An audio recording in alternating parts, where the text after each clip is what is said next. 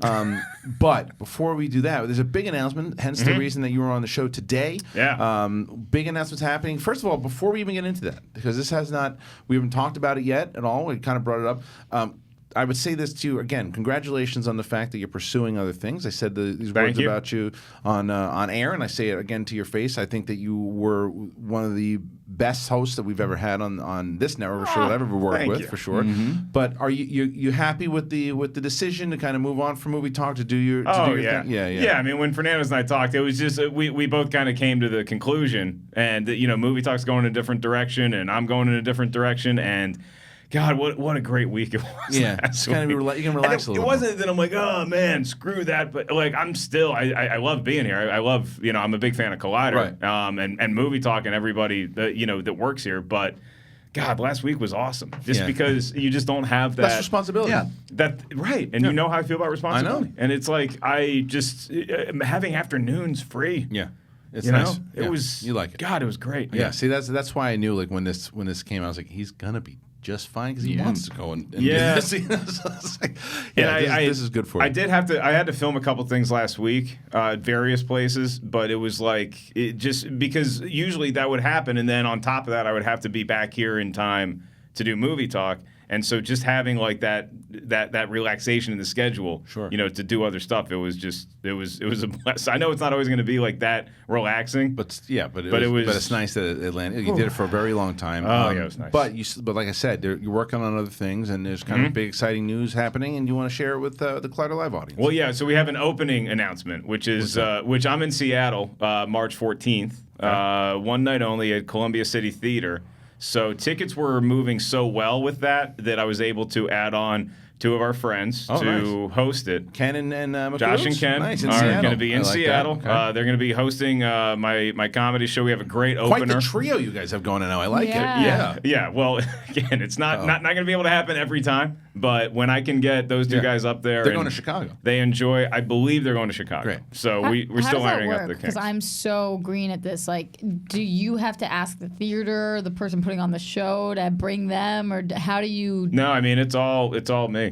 So it's, I have my deal that I have with the theater and with the agency, and I kind of take a look at the math, and I'm like, well, if I'm doing this kind of business, then I'm able to offer them financially be able to stretch my wings a little bit, and those guys are great, and we're good buddies, and so to be able to because I don't want to just drag somebody, I don't want to say, hey, I can pay you this to do a show, but you got to get here yourself, because there's so many headliners that will do that are like, oh, if you can get here, do it. And I was lucky enough to travel with people when I was coming up, like John Caparulo, like Eliza, like Steve Byrne, and they always were like, no, we'll take care of your flight and your hotel. That's how I want to do it. Yeah, and that's what you've been doing. And the other thing that's the reason what's so good about bringing Ken and McCool too, it's on brand. I mean, it's the fact that people get to see more parts of the stuff. Yeah, people get excited to see them. And I was getting a couple texts from Ken this weekend where he's just like, oh God, he was like in a Target or something, and he's like, oh no, I thought of a comedy bit.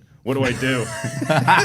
So he's starting to get into that mode now. Yeah, like the bug is. I love seeing that too. Well, that's because he's on stage so often. And good for you for doing that. Yeah, too. You get them on stage together. Someone you got to bring with you eventually somewhere if it's close. Sheridan? You got to. You got to. The offer's been extended. I love. Brett makes me giggle so hard on stage because I've seen him on stage and here and on his shows, and I would love to have Brett. The problem with Brett is that he's and if Brett had more of a fire about him, I'm telling you, I'm telling you from working with him in '99, he could have. I tell you, we'd be working for him right now because he is one of those guys. He could be off the stage for 15 years. I guarantee you, no matter where you put him up, he's going to crush. He hadn't done stand up in 3 years, and he had my roast. Arguably one of the best sets that night. The best that night. Right. The best. And he hadn't been on forever because he's just a naturally funny guy. People are like, well, where's Brett? Where's he been? He'll be back next week. He's off. He's been off the last 2 weeks. He had to work. But this is like his playoff season. Yeah. When it comes to his day job. Yes, he was so pissed off. He was so pissed off because he had to miss again. He told me, he's just like, I've been on such a rhythm and on such a roll on the show and I can't be on. I'm like, don't worry about it. No one's taking your spot. You're fine. Yeah. But what I'd like to maybe try to do is, because he does the cruise stuff sometimes for the Schmodown. Right. Maybe we take him to Chicago and then we push him. Do you have room in Chicago or not right now? No. The Chicago situation's changed. Oh, what is it? Because that's the big announcement. Is that I am filming my very first stand-up comedy special. My first hour is going to be taped in Chicago. Wow. April 12th. Finally doing it. Oh, wow. And how long will that be? That'll be a full hour? It's going to be a full hour. It's my hour special. It's something I've been working at, in my opinion, for a very long time, if not too long. And I'm so excited to finally get to announce it. There's been a lot of deals I've been making, and the place where it lands, the like pie in the sky places are like are like your Netflix, your all things comedy, something like that. And so when you say a lot of deals you've been making, like you talk to those places before you actually go tape, or you tape and then you talk to them? I've had some talks with some different distribution companies, and I continue to do that. It's one of the things that I'm doing the next couple of weeks. But I want to tape it and I want to own it. Because I'm this far along in the process that it's going to be mine, and then I can have to pay for the entire thing. Distribute it wherever. Yeah. Wow. Yeah. And it's smart though. You own it now. Yeah. And I'm just the tickets are already almost sold out for both those shows. So on Friday night, so it's near the convention center, and it's going to be Star Wars Celebration. But this is my stand-up hour, and I'm thrilled to finally be doing it. Who's opening for you there? So I'm not sure how exactly we're going to do it, because it's not going to be a situation like where people saw us in San Diego and it was like 8 comics opening for me, or New York where it was like 3 or 4 comics opening for me. It's going to be a different situation. There's going to be cameras everywhere. It's going to be a taped TV show environment. Right. But I want to get the crowd juiced, and I have some friends that are pretty good at juicing a crowd. So Ken and Josh might not be there for that one. We don't know yet.